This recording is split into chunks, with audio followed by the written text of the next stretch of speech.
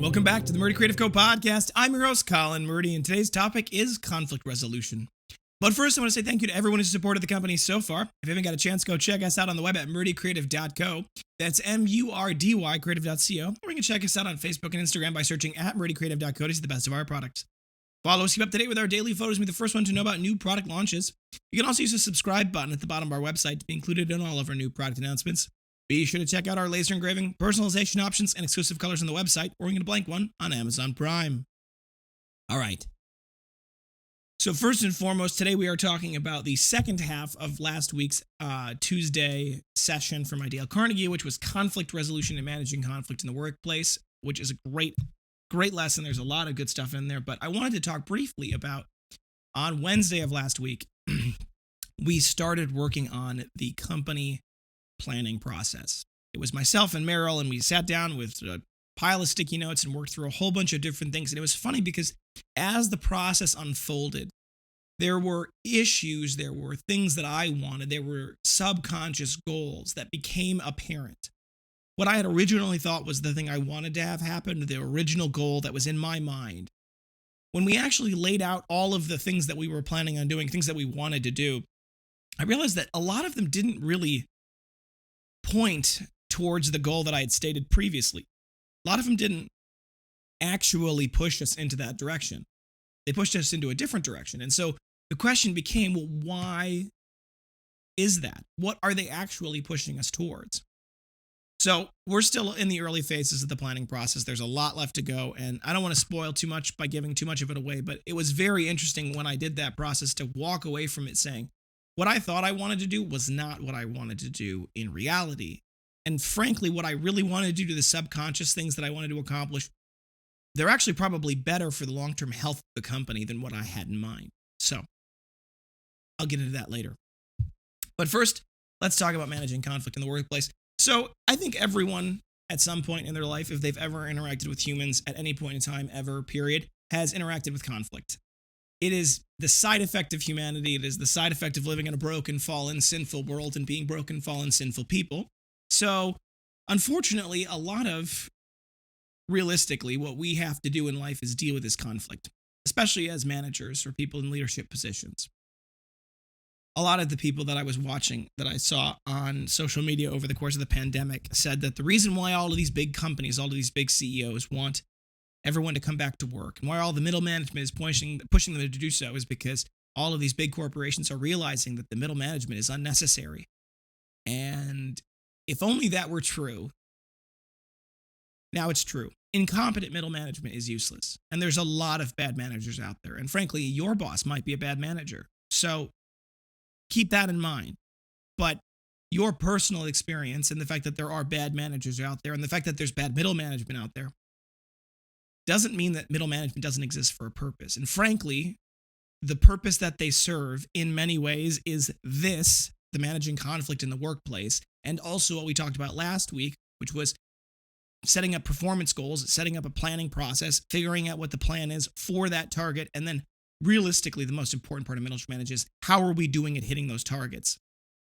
Now, just to recap briefly, when you talked about SMART targets, specific, measurable, attainable, results-oriented, time-specific, that SMART goal, Marcus, my older brother, did push back a little bit on that. He kind of brought up some issues that they've been having with SMART goals and how some of the issues that they're having actually it's performing the exact opposite approach. Now, after talking with him further, I realized it's because they're not using SMART properly, right? Their specific goals may be fine, but they're not measurable or they may not be attainable. The problem is if you've got goals that are not measurable and are not attainable, that is a perfect recipe to make your best performers, they're unhappy, frustrated, poor performing. It's the perfect way to destroy your performance. Because if they can't attain goals, they're not going to feel like they're actually doing anything. They're going to become disheartened. And if the goals aren't measurable, then there's no way to know whether they're attainable and whether you're attaining them. So I'll go more into detail about that when we talk about the planning process, but it is interesting that there are some counterpoints to that SMART goals particularly when they're done improperly, they can be very detrimental. And this is where middle management comes in, because middle management is designed to deal with conflict and to help make sure that we are on track to execute our goals and help coordinate individuals who are necessarily failing at those goals. But let's get into conflict. So I got this handy dandy little worksheet, this book that they had that I'm going to kind of read from a little bit because there's some elements of this. It talked about the objectives at the end of this conflict was to diagnose conflict within your organization, analyze your conflict response style, determine the best approaches to other conflict response styles, and apply a variety of strategy in managing and resolving conflict. This was interesting to me because for me, I didn't realize, maybe consciously, I did subconsciously, that there's a lot of different ways that people express conflict. And conflict doesn't always show up the way I express conflict. And that is interesting because I realized when I was doing this that the way I express conflict and the way that I deal with conflict, it has to be in line with what everyone else is doing. There has to be solutions to that. Otherwise, you don't get anywhere. Here's some fun statistics. On average, people spend 2.8 hours per week dealing with conflict, dealing with resolving some sort of conflict or dealing with conflict in some way. That amounts to $359 billion in paid labor hours spending doing that. Managers often spend 20 to 40% of their time responding to employee conflict. Workplace conflict is the largest factor in more than half of departures, and it's the one that results in 90% of firing. Workplace conflict is the decisive factor in more than half of employee departures and over 90% of firings. So this is a big deal. This is a huge problem. So they talk about where does conflict originate in the perfect Dale Carnegie way. There is a great acronym which is called PRIDE. Process, roles, interpersonal, direction, external. So obviously, conflict can arise from many of these areas, but process. The conflict arises because the process is bad or because there's something wrong with the process. Frankly, in my opinion, that's one of the best problems to have because that can be fixed. Roles, where does it, who's in charge of doing this? What's the role dynamic and who's in charge of what and what's in different people's domains? So that can be a role. If there's not clearly defined roles and there's not clearly defined aspects of what people are supposed to be doing, that can create confusion, which can then create conflict. Interpersonal and roles often kind of go hand in hand. The difference between them is that interpersonal is when it's not related to whose job it is, or people are doing something outside of their role, and it's due to personal behavior, right? So it's interpersonal, and frankly, interpersonal is probably a big problem with most people. That's really the majority of conflict. Then there's a conflict that originates from direction, right? A difference in purpose, a difference in which direction are we heading. Maybe that the specific direction of the organization has not been clearly defined and people are going in two different directions because of that. And then external, which is conflict that arises because of things outside of your force, right? That can be inflation, economy, things like that, time, money. So those are the elements of it that they talk about different types of conflict response. So on the passive side, there is avoid, which is exactly what it sounds like. Accommodate or oblige. That's the next step up. Then there's the two good ones, which is compromise and collaborate. It's kind of, there's two elements to that. Then there's the more on the dictatorial side, which is stand our ground and dictate. Now, obviously, there are times when, as leadership, you have to push in a direction that the people under you may not like. That goes back to motivation, explaining why you're doing it, the purpose, the strategic goals, and the collaboration is kind of the best you can get from that. So, it doesn't always have to be as clear, but you want to be as clear in these results as you can. Then they talk about the different styles of conflict and different responses to conflict. So, and there's this particular graph, this 4-quadrant chart is a positive, negative, active, passive. The term positive here is going to talk about is what I would describe as a forward moving, is a progressive kind of attitude, which is the movement forward. It's not positive in like the biblical sense. It's not like the godly good, right? So keep that in mind. So on one coordinate, which is the positive and the active, is the activist. The activist they tend to show enthusiasm. They charge ahead into positive action and problem solving. Sometimes they don't think through all the consequences. This is me. This is how I normally respond to things. If I've got two of my employees that are they come to me privately, individually, and say, hey, I got a bit of an issue, my natural inclination is, boom, let's talk about it. Come here, let's talk about this. You talk to this person, let's talk to this person, let's resolve this, let's get this taken care of, right? That's my style of conflict resolution and my response to conflict. I will admit it has not been good in the past from time to time. There are certain people who do not respond well to coming to someone in private with a problem and then having that problem essentially force the issue. I will work on that. I've tried to be working on that. And this has been good because there's some elements to this that are important. Then there is the Amiables, which is passive and positive. They tend to be more introspective, think more, say less, and accept the status quo. They often need to be gently pushed into making a stand, right? So this is obviously a good thing, right? These people are working towards the forwarding of whatever the goal is, but they're not necessarily as talkative. The aggressors are active and negative. They tend to be competitive, appear angry, press their ideas, and charge through obstacles and people. Now, when we think of the aggressors, and I think that there is actually some interesting, the language that's used in this particular phrasing, I think, creates and denotes a bad thing. I think that aggressors can often be, I think the way to think of it is conservative in their thinking. So whereas the activist may want to push towards a goal or push towards something, the aggressor may be more reticent and more resistant to change. Now, to that point, in many ways, an aggressor can be an activist in the opposite direction. That's the way to think of it. They're an activist for the status quo or for what they believe is the right way to do things. Now, in this particular way, they talk about it as a negative because this often does express itself in a negative context. There is a negative aspect to the aggressor, and they do respond to things sometimes in poorly negative ways. And then there's the subversive, which is passive and negative. They tend to withhold their negative opinions until later, often quietly undermining people in the process. And we had this wonderful discussion of how do you deal with these people? And the question was posed to us, how do you deal with someone who is an activist, an amiable aggressor? How do you solve that problem? Because each one of these has their problem. And I said, when we came to the subversive, you just fire them.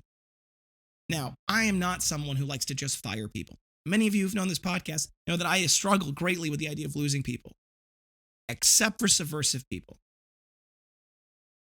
And I've dealt with subversive people in the past. I've fired people in the past who were subversive, who would say to me, okay, we can do it this way, or maybe they wouldn't say anything, and then later they would just do it their way. Here's the issue with that. If you do not solve those problems, those people poison the water hole. Now, there's a bunch of different things that they talk about beyond this. They talk about filters, which is what are the filters that get in the way of communication between people, right? And here are some internal filters: personal investment in the issue, bias based off age, gender, ethnic language, smell, gossip. It can be any of those things. And all of them. There's more. It's just a personal bias towards something. Lifestyle and family. And I'll give you an example of that. If you are a father, right, and you've got a person bringing to you ideas and they're not a father, and you've got somebody bringing you ideas and they are a father, maybe you're more inclined to listen to the person, right? Maybe you're just saying, well, we're a toy manufacturer, so obviously the guy that has kids knows more than the guy that doesn't. That's a bias based off lifestyle and family. Position and roles. Maybe you don't want to listen to someone who's under you, right? Maybe the conflict, you're not listening to the people because of their roles, or above you. That can happen. I don't want to listen to you. You're part of upper management. You don't know anything about what we do here.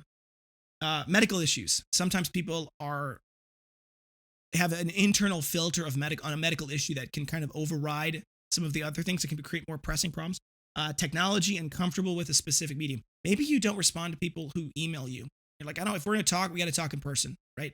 Well, at some level, that is a bias, and someone who's good at emailing or creates a good email may end up, or on the vice versa. Maybe you're the kind of person who responds only to email and reads only email, and you only wanted it in email, and so you're more inclined to listen to the person who writes the best email. That's a bias itself. Then there's external filters, not enough time, who talks first. These are external filters unrelated to those things. So they talk about listening without filters. And this is a different thing, which is the levels of listening. At the bottom, it's ignore, which is exactly what it's not. Like you are not even listening and you're not pretending to listen. The next level up is pretending. You're pretending to listen, but you're not listening. Selective listening is where you listen to some things based off of maybe certain keywords that perk your attention, but you're not really listening. Then there's attentive listening, which is that you're actually participating and you're kind of, you're nodding along, you're asking questions maybe. And then there's proactive, which is you initiated the conversation initially and you're driving the conversation along. Now, obviously, the best, actual listening really only is at best proactive, attentive, and maybe selective. Those are the ones where you're actually listening. Pretending and ignoring, you're not listening at all. Well, if you wanted to take a guess, only 2% of our communication of levels of listening is proactive, 10% is attentive, and 30% is selective, which means that only 42% of the time when we're listening, we're actively listening. And that's really that's not very much. One of the elements of listening that I need to work on especially is practice patience. Do not interrupt, finish, or finish the speaker's sentence or change the subject. This is something I struggle with. I always am like, okay, I get it. Let's move on, right? Okay, I know where you're going with this. Press forward, right? Let's stop talking about this. Move on, right? That is not good listening, and it creates a very bad precedent. So this was the interesting thing that I thought was really where we get to this is, oh, my staple fell out, is how do you respond to these styles? Now, this is actually the most helpful. So I'm going to just work through these. I know we're getting kind of further along in this from a time perspective, but I really want to cover these. So activists, here's how you respond. Ask about challenges. Be supportive. Praise behavior you want. Do a reality check. Channel their enthusiasm. Press for improvements, even 1%. Reduce idle discussions. And get multiple ideas. The get multiple ideas one I really, really like. Because, for example, if someone was coming to me and I was in charge of resolving a conflict, and for example, let's say my boss came to me, if I had a boss, and said, these are two employees, you got to resolve their conflict. They're having a problem, solve it. Well, I would just charge right on in. But if my boss said to me, all right, Colin, I want you to come up with 3 different ways to solve this problem, I could probably come up with 3. And at that point, suddenly now, as I'm challenged to come up with multiple solutions, I'm beginning to think through the consequences, because inherently when you're coming up with multiple solutions, you start to evaluate what would likely happen and what would be the outcome. Activists. The Amiables. How you work with them, how you respond to them. Be encouraging, get them off the fence, provide suggestions, push them for details, allow them to fill the silence, use open-ended questions, and bring a closure to decisions. I like that one a lot. Aggressors. Ask what they think. Be direct. Use others to influence. Allow them to vent. Find points of agreement. Have a cooling off period. Resolve issues in private. Let them save face. Paraphrase to soften language and choose your battles. I like that a lot. Now, here's how you're supposed to respond to the subversives. Ironically, this one has the most bullet points. You ask them what to do publicly. It forces them to state something. Makes it harder for them to go back on it later. Ask them what to do publicly. Be inquisitive. Withhold your opinions. Press to get the issues vocalized. So make them talk about it. Direct questions to them. Have them offer solutions. Press them to fill the silence. Appeal to their expertise. Get others' points of view. Probe gently for root causes and summarize their statements. Ironically, when I read this, I was like, okay, so maybe there is some solutions to this problem. Now, I still am of the opinion that if you're a subversive person, as from a conflict style, you don't really have a good place at the Murdy Creative Company. We have a very open, very honest discussion perspective in the way that we talk about conflict and the way that we talk through things. I really, truly want people to be open and honest about their issues. And we have had many times where people have brought things to me and I've talked them through it. But subversive basically says, we're going to undermine the company and not talk about it, and that is not good. Or we're going to undermine that other person, which inherently undermines the company. But these are actually good solutions to some extent. Basically, what you're doing is you're forcing them to pick a side publicly and asking them for a solution so that if you end up going ahead and doing that solution, they can't undermine it later. It's their idea, or they look stupid undermining it later. It's their idea. They had a bunch of different conflict scenarios, conflict resolution ideas, and I thought these were all really good. And then we're going to have the last one, which is the 12 steps to win-win conflict resolution. Step 1, have a positive attitude. 2, meet on mutual ground. 3, clearly define and agree on the issue. 4, do your homework. Take time to plan. 5, take an honest inventory of yourself. 6, look for shared interests. 7, deal with facts, not emotions. 8, be honest. 9, present alternatives and provide evidence. 10, be an expert communicator. 11, end on a good note. And 12, enjoy the process.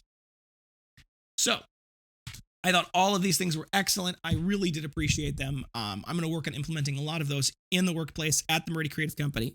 All of these things are critical and important. And I know this was a bit of a longer episode, but I think it's too important to not talk about. So take these home with you. Use these things in your workplace with your bosses, with your underlings, with whatever the case may be, with your family, with your friends. This doesn't end, this doesn't have to just be work. Conflict is everywhere and all around us, and we need to work through these problems.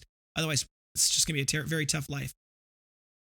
All right, guys, thanks for tuning in today. Be sure to check back in Thursday for that next topic. And don't forget to check that subscribe button as well as the notification bell to get notified when our latest podcast goes live. you have any questions or concerns about your leather binder, journal, folio, accessory, or anything else we sell, please feel free to contact us on the main page of our website at murdycreative.co. You can contact us via Instagram and Facebook. You can text, email, call, direct message, all the usuals. I'll do my best to get back to you as soon as possible, but I do appreciate your patience. If you have any quick question or you want to place an order over the phone, please feel free to call us at 414-434-9001. We are available Monday through Friday, 8 a.m. to 4 p.m. Central Time. You can also text us at that number as well, 414-434-9001.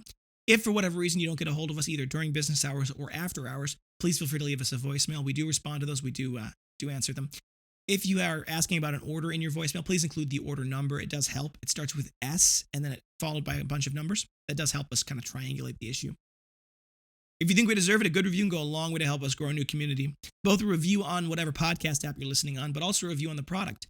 If you go to murdycreative.co/reviews, you can read all of our amazing 5-star reviews. If there's a button there that says leave us a good review, if you'd like, please click on that button. It'll take you to facebook.com/murdycreative.co/reviews. You can write all of your amazing reviews. We love them. We read them. They are very, very encouraging for us as a company. If for whatever reason you'd leave us a bad review, there's another button that says get directly in contact with us. It is deeply important to me personally that everyone has a good experience with this company. We will do anything in our power, including refunding, recrafting, replacing. We will take care of you. Please, please, please give us an opportunity to do so before you leave us a bad review. Word of mouth is the best form for advertising, so please tell your friends about the company. If you want to get a little something for doing that, go check out the rewards program that we have built into our website. It's on the left-hand side in the bottom corner. If you click on that little window, it'll open, or the little button, it'll open up a window. When you're logged in, you get 10% back as in-store credit on every purchase, and you get $10 off.